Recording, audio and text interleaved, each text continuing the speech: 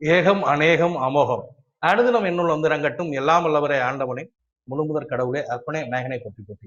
வணக்கம். சுக்ரன் ஜோதிட பயிற்சி பள்ளி மாணவ மாணவிகளுக்கு இன்றைய தினம் நவாம்சம் தொடர்பான விவரத்தை பற்றியும் அந்த நவாம்ச கட்டம் எப்படி பார்ப்பது என்பதை பற்றிய விவரத்தையும், அதுபோல எந்த நட்சத்திரத்தின் மீது அந்த கிரகம் அமர்ந்திருக்கிறது, அது வாங்கிய சாரம் என்ன சாரம், அட்டமாதிபதியா, ரோகாதிபதியா, விரையாதிபதியா அல்லது பாதகாதிபதியின் சாரத்தில் இருக்கிறாரா என்று இவற்றை எல்லாம் கண்டறிவதற்கு நவாம்சம் பார்க்க தெரிந்திருக்க வேண்டும்.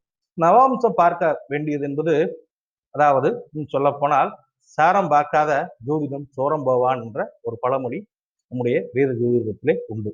அதாவது சாரங்கள் பார்ப்பது, நவாம்சம் பார்ப்பது என்பது ஆரம்பத்தில் சற்று சிரமத்தை போல தோன்றினாலும் பழக பழக மிக எளிமையாக வந்துவிடும். அந்த வகையிலே ஒரு ஜோதிடன் முக்கியமாக நவாம்சம் பார்க்க தெரிய வேண்டும். அந்த வகையிலே இன்றைக்கு ஒரு சோதனை முயற்சியாக இந்த ராசி மண்டலம் மட்டுமல்லாது நவாம்ச மண்டலத்தையும் கட்டமாக விளக்கி இருக்கிறோம். எதிர்வரும் காலங்களிலே முழுக்க முழுக்க நவாம்சம் பற்றிய பாடங்களை எடுப்பதற்கான ஒரு முயற்சியையும் இது முதல் முயற்சியாக இருக்கட்டும். இந்த சோதனை முயற்சியிலே அத்தனை விஷயங்களும் போர்டில் உள்ளது தெரியுதா அப்படிங்கிறத நீங்க கொஞ்சம் விவரமா சொன்னீங்கன்னா அடுத்து நாம் இந்த பாடத்தை நவாம்சம் பற்றிய பாடத்தை எடுக்கலாம். அதாவது போர்டில் எடுப்போமா இல்லை சிஸ்டத்தில் எடுப்போமா? சிஸ்டத்தில் எடுக்கிறேன்னா அடோ போட்டோஷாப்பில் ஒர்க் பண்ணி ஒரு கட்டத்தையும் நான் அப்படி கையில் காமிச்சிட்டு கம்ப்யூட்டரை காமிச்சிட்டு போயிடுவோம். ஆனால் நான் உட்கார்ந்துருக்க அந்த விளக்கம் அப்படிங்கிறது இல்லாமல் போகும். இப்போ உங்களுக்கு இது சூட்டபிளாக இருந்துச்சுன்னா நமக்கு மெயினாக தெரிய வேண்டியது ராசி மண்டலம், அம்ச மண்டலம் எங்களுக்கு தெளிவாக தெரிகிறது என்று நீங்கள் உணர்ந்து விட்டால், இது கான்ஸ்டன்ட். ஏன்னா ஒரு குழந்தை ஆரம்பத்திலே முதல் அந்த குழந்தையானது தவழ்ந்து எழுந்திருச்சு நடக்கையில் பார்த்தோம்னா ஒரு நடவண்டி அவசியம் வேணும்ல. அதுக்காக சில மெட்டீரியல் கான்ஸ்டண்டா இங்கேயே வச்சிடுறோம். இப்போ உதாரணமா ஒரே ஒரு கிரகம் நான் அந்த கட்டத்துல போட்டிருக்கேன், அது உங்களுக்கு தெரியுதான்னு பார்த்துக்கோங்க. இப்போ பாத்துங்க, சுக்ரன் எங்கே உட்கார்ந்துருக்காரு அப்படின்னு பாத்தீங்கன்னா, ராசி மண்டலத்தில் அவர் அமர்ந்திருக்கக்கூடிய பாவகம் என்று பார்க்கும்போது மீன ராசியிலே அவர் அமர்ந்திருக்கிறார். அப்ப மீன ராசியில் அவர் அமர்ந்திருக்கிறார் என்றால் அந்த மீன ராசியில் எத்தனை நட்சத்திரங்கள் இருக்கிறது என்பது நமக்கு நன்றாக தெரிய வேண்டும். முதலில் ஒரு ராசிக்குள் 9 பாதங்கள் இருக்கும், 3 நட்சத்திரங்கள் இருக்கும். அப்போ ஒரு நட்சத்திரம் முழுமையாக இருக்கும். அதாவது ஒரு நட்சத்திரம்னா இப்போ உதாரணத்துக்கு ரேவதி, கடைசி நட்சத்திரம் ரேவதி அப்படின்னா ரேவதி 1, 2, 3, 4 அதற்குள் இருக்கும். அதற்கு அடுத்து உத்திரட்டாதி 1, 2, 3, 4 அதுக்குள்ள இருக்கும். இப்ப மீதம் உள்ளது என்ன? பூரட்டாதி மட்டும் இருக்கும். அப்போ பூரட்டாதம், அதற்கு அடுத்து உத்திரட்டாதி 1, 2, 3, 4 பாதமும், அதற்கு அடுத்து ரேவதி 1ஆம் பாதமும் 2ஆம் பாதமும், அதற்கு அடுத்து 3, 4 ஆகிய மொத்தம் 9 பாதங்கள் இருக்கிறது, 3 நட்சத்திரங்கள் இருக்கிறது. இந்த சுக்கிரன் என்ன வலுவிலே யாருடைய சாரத்திலே இருக்கிறார், நவாம்சத்திலே எந்த நட்சத்திரத்தின் மீது இருக்கிறார், சாரம் கூட இப்ப தேவையில்லை. உதாரணமாக இப்போ எந்த நட்சத்திரத்திலே இருக்கிறார். இந்த நவாம்சம் என்பது பார்த்தோமேனால் மேலோட்டமாக ஒரு மருத்துவ குணம் சொல்லும் போது மருத்துவர் சாதாரணமாக பரிசோதனை செய்வதற்கு சமமானது இந்த ராசி கட்டம். இந்த அம்ச கட்டம் என்பது கொஞ்சம் டெப்தா உள்ள போய் அனாலிசிஸ் பண்றதுக்காக டாக்டர் சட்டையெல்லாம் கழட்ட சொல்லி எந்த பாவகத்துல பிரச்சனையும், இப்போ வயிற்றுல பிரச்சனைனா சும்மா அவர் காதால கேட்டுட்டு உங்களை ஆளை பார்த்துட்டு மெடிசன் எழுதுறது வேற. இப்போ வயிற்றுல பிரச்சனை சட்டையெல்லாம் கழட்ட சொல்லிட்டு அங்க ஒரு ஸ்கேனரை போட்டு இப்படி பாக்குறது, அந்த மாதிரி பாக்குறது பாத்தீங்கன்னா நவாம்சமாகும். நவாம்சம் என்பது மிக முக்கியமானது, ரொம்ப எளிமையானதும் கூட. நம்ம கரெக்டா ஒரு 20 நவாம்ச டேபிள் தினந்தோறும் ஒன்றொன்று கொடுத்து, ஆனால் அதற்கு நீங்கள் மனனம் செய்ய வேண்டும். முக்கியமாக ரொம்ப எளிமையாக ஈஸியாகவே நீங்க புரிந்து கொள்ளலாம். அந்த மாதிரி இப்போ ஒரே ஒரு கிரகத்தை நான் இங்க கொடுத்திருக்கிறேன். அதாவது அதாவது மீனத்திலே சுக்கிரன் அமர்ந்திருக்கிறார். அந்த மீனத்தில் 3 நட்சத்திரங்கள் இருக்கிறது. பூரட்டாதி 4ஆம் பாதம், அடுத்து உத்திரட்டாதி, அடுத்து ரேவதி. இந்த உத்திரட்டாதியும் ரேவதியும் தங்களுடைய பங்குக்கு 4 பாதங்கள் என்ற அடிப்படையிலே அவர்கள் ரேவதியிலே நட்சத்திரத்திலே ஒரு 4 பாதம், அதுபோல உத்திரட்டாதியில ஒரு 4 பாதம், பூரட்டாதியில 1 பாதம். சரி, இந்த பாதங்கள் எல்லாம் விட்டு விடுவோம். பூரட்டாதி, உத்திரட்டாதி, ரேவதி 3 நட்சத்திரத்திலே அவர் எந்த நட்சத்திரத்திலே இருக்கிறார்? அப்படி அவர் எந்த நட்சத்திரத்தில் இருப்பாரானால் அல்லது அந்த எந்த நட்சத்திர பாதத்தில் இருக்கிறார், எத்தனையாவது பாதத்தில் இருக்கிறார்? உதாரணமா இங்க சுக்கிரன் இருக்கிறார். அப்போ நம்ம இங்க சுக்கிரன் இருக்காருன்னா இந்த 3 நட்சத்திரமும் நமக்கு மனசுல தெளிவாக தெரிய வேண்டும். அப்போ முதல் நட்சத்திரம் என்ன? பூரட்டாதி. அதற்கு அடுத்து உத்திரட்டாதி, ரேவதி. இந்த பூரட்டாதி நட்சத்திரத்தில் இருந்தால் பூரட்டாதி யாருடைய நட்சத்திரம் என்பது உங்களுக்கு தெரிந்திருக்க வேண்டும். பூரட்டாதி நட்சத்திரம் இங்க சார்ட்ல பாருங்க.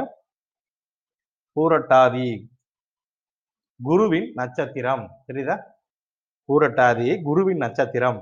சரி, அப்ப பூரட்டாதி நட்சத்திரம் இருக்குன்னா இந்த குரு பகவான் எந்த மண்டலத்தை சேர்ந்தவர் அப்படிங்கிறது தெரியணும். அப்ப மேஷ மண்டலத்துல குரு இருக்கார். அப்ப மேஷ மண்டலம் எதிலிருந்து எது வரை இருக்கிறது? அங்க சுக்கிரன் இருக்காரா? இப்ப குருவோட முதல் நட்சத்திரம் பூரட்டாதி. பூரட்டாதி குருவின் நட்சத்திரம். குரு பகவான் இருப்பது மேஷ மண்டலத்திலே. மேஷ மண்டலம் மேஷம் முதல் கடகம் வரை மட்டுமே மேஷ மண்டலம். அங்க சுக்கிரன் இருக்காரா நவாம்சத்துல? இல்ல. அப்ப அடுத்த நட்சத்திரத்தை எடுத்துக்கணும். அதுக்கு அடுத்த நட்சத்திரம்னா பூரட்டாதிக்கு அடுத்து உத்திரட்டாதி. அப்ப உத்திரட்டாதி நட்சத்திரம் யாருடைய நட்சத்திரம் அப்படின்னு பார்க்கணும். அப்ப இங்க பாருங்க, உத்திரட்டாதி சனி பகவானின் நட்சத்திரம். சனி பகவான் எந்த மண்டலத்துல இருக்கார்? இந்த மண்டலம் முடிஞ்சிருச்சுனாவே அதுக்கு அடுத்த மண்டலம் தான் வரும். முதல் நட்சத்திரத்துல நீங்க பிடிச்சிட்டீங்கன்னா இப்படி மண்டலம் சுத்தி தான் வரும். சரி, அடுத்து என்ன? செம்ம மண்டலத்துல சனி பகவானோட நட்சத்திரங்கள் வரும். அந்த வகையிலே இங்க சுக்கிரன் ஆகப்பட்டவர் எங்க இருக்கார்? சிம்ம மண்டலத்துல இருக்கார். அப்போ சனி பகவானின் நட்சத்திரமான உத்திரட்டாதியில இந்த ஜாதகர் இந்த சுக்கிரன் நிற்கிறார். அதுவும் எத்தனையாவது பாதம்? மேஷ மண்டலம் என்பது கடகம் வரை முடிந்து விட்டது. இந்த கடகம் முதல் தனுசு வரை சிம்ம மண்டலமாகும். அப்போ இங்க இருந்து 1, 2, 3, 4 இது 4 பாதங்கள். அந்த வகையிலேயே சுக்கிரன் 2ஆம் பாதத்திலே இருக்கார். அப்போ உத்திரட்டாதி 2ஆம் பாதம் என்று பொருள். இங்கு பார்ப்பதற்கு சுக்கிர பகவான் உச்சபலத்திலே தோன்றுகிறார். பார்ப்பதற்கு வலிமையாக இருப்பது போல தோன்றுகிறார். நான் முன்னர் சொன்னது போலவே சட்டையை அவிழ்த்து உள்ள உடற்கூறுகளை ஆய்வு செய்யும் போது உண்மையிலே அவர் இங்கு நீசபலனில் இருக்கிறார். இதுதான் நவாம்சம் என்பது. நவாம்சத்திலே அவர் சுயபலம் என்ன என்பதை தெரிந்து கொள்வது தொடர்பாக நாம் இன்னும் விவரமாக இப்போது ஒரு மாதிரி வீடியோ இதுல இந்த எழுத்துக்கள்லாம் தெரியுதா அப்படிங்கிறதுக்காக போட்டோம். இந்த எழுத்துக்கள் தெரியல அப்படின்னா நம்ம சிஸ்டத்துல உட்கார்ந்து ஒர்க் பண்ணி ஒரு நாளும் போட போறோம். இந்த நவாம்சத்துக்கு ஒரு தனியா ஒரு குரூப் ஒன்று ஆரம்பிக்கிறதா இருக்கும். அப்படி இல்லைன்னா இங்க உள்ளவங்க எல்லாருமே அக்செப்ட் பண்ணா இதே குரூப்லயே கண்டினியூ பண்ணிக்கலாம் அப்படிங்கிறது. அப்படி இல்லை அப்படின்னா தங்களால் இயன்ற இவ்வளவுன்னு பணம் டிக்ளேர் பண்ணா என்னால இதான் முடியும் வச்சுக்கோங்க, கொடுக்கணும்னு அவசியம் இல்லை அப்படின்னு வச்சுட்டு எல்லாருமே கண்டினியூ பண்றத கூட என்னுடைய விருப்பம். எல்லாருமே இது பண்ணிக்கங்க.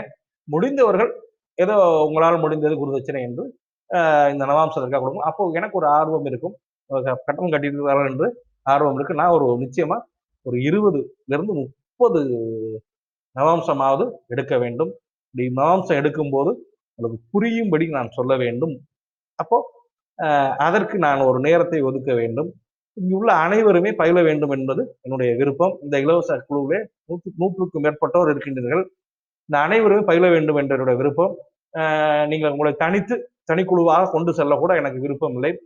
தாங்கள் விரும்பியவர்கள், அதாவது குறைந்தபட்சம் எனக்கு ஒரு 30 to 50 நபராவது ஏதேனும் ஒரு தொகையை, அதாவது நன்கொடையாக கொடுத்தால் கூட இதே குழுவிலே தொடர்ந்து கொள்ள, மீதமுள்ளவர்கள் கட்டணம் செலுத்த முடியாதவர்கள் கூட பரவாயில்லை, அவர்களும் இதை அனுபவிக்க வேண்டும் என்பது என்னுடைய இது.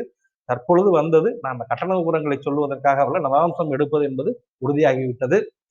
இயன்றவர்கள் பொருளை கொடுக்கலாம், ஏதேனும் உதவிகள் செய்யலாம். இல்லையெனில் முதல் இந்த எழுத்துக்கள் புரிகிறதா, ஏன்னா இது மேலே கீழே கான்ஸ்டன்ட், நமக்கு மெயின் இதான். நீங்க இந்த சார்ட் கையில வச்சுக்கோங்க. எப்பவுமே உங்களுக்கு நான் கொடுத்துருக்கேன், சார்ட் கையில இருக்கும். நான் சொல்லும் போது சார்ட் கையில வச்சுக்கோ. இருந்தாலும் இந்த முறை இந்த போர்டில் போடுறது, நம்ம போர்டை ஹைட் ஏற்றி டிஸ்டன்ஸ் கொஞ்சம் இங்கே தள்ளி வச்சிருக்கோம். எக்ஸ்போசர்லாம் மாற்றிருக்கோம். கேமரா ஆங்கிள் வியூஸ் எல்லாமே மாற்றிருக்கோம். இது சரியாக இருக்கிறதா, இந்த வியூ, இந்த ஆங்கிள் எல்லாம் புரிகிறதா அப்படி என்பதை தகவல் சொல்லிவிட்டால் இதிலேயே நம்ம இந்த கேமராவிலே கண்டினியூ செய்து கொள்ளலாம். நன்றி, வணக்கம். இனி வரும் காலங்களிலே நண்பர்கள் கட்டணம் செலுத்தினாலும் சரி, செலுத்தாவிட்டாலும் சரி, நிச்சயமாக நவாம்சம் தொடர்பான விவரத்தை இதே குழுவிலே கூட, தனி குழு கிடையாது, விருப்பமுடையவர்கள் குரு தட்சிணையாக தங்களால் இயன்றது எது வேணாலும் செலுத்தலாம். நன்றி, வணக்கம்.